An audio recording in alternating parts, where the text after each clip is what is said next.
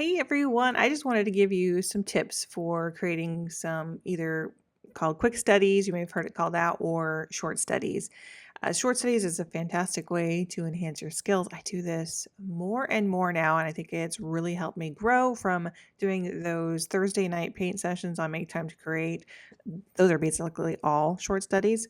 But this week, I want to share some tips with you, some quick ones on how to get the most out of your quick watercolor sessions.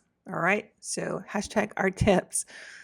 All right, so here are some tips for an effective short study slash quick study in watercolor painting. The first thing you want to do is set up a timer. Decide on a specific time frame. For example, we do the 15 minutes. Sometimes we do 5, sometimes we do 10 in our Make Time to Create group. And this is going to help you keep your focus sharp. It's going to encourage quick decision making. And it is so fun to see how your brain works.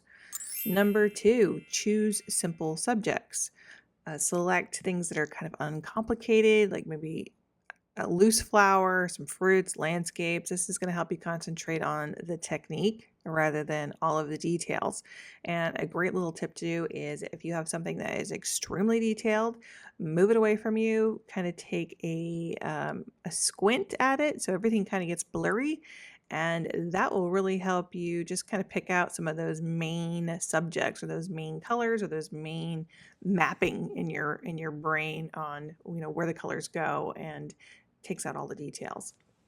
Number 3, use fewer materials. Limit your palette to just maybe a few colors, or use minimum tools, less brushes, maybe 1 brush, 2 brush. This is going to keep that process really simple. It's going to keep it manageable. And again, it's going to help you feel like you're experimenting without feeling overwhelmed, because you're like, oh, I only have this 1 brush to use, or only this 1 pen to use, or only one color to use. And again, it really helps your brain kind of loosen up and not be such a perfectionist. And was I on number 2 or number 3? Number 4. I think I'm on number 4. Focus on one technique. So pick one specific technique that you want to explore. Maybe, do all wet into wet, or maybe do layering. And again, that's going to help you kind of hone in on mastering a particular skill that maybe you don't usually use.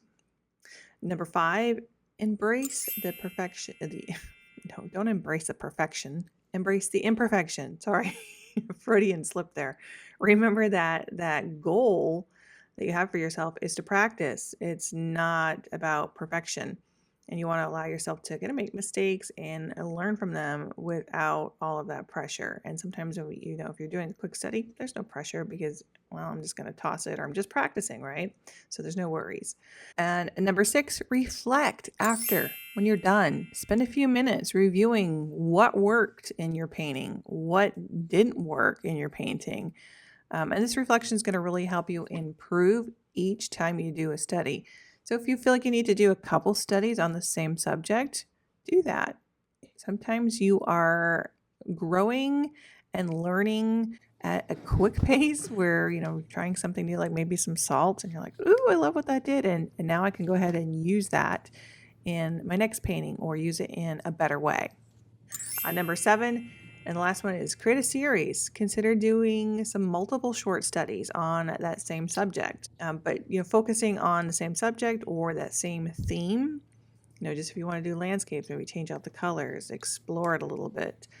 You can see the progress that you're making when you're doing those little studies, and you can explore different ways to approach maybe the same painting. All right, so I hope these tips help you make the most out of your quick studies or your short studies and help you improve your watercolor skills. Please make sure to tag me, hashtag Kellie Chasse _fine art on Instagram or Facebook. I would love to see your quick studies. All right, have a great day.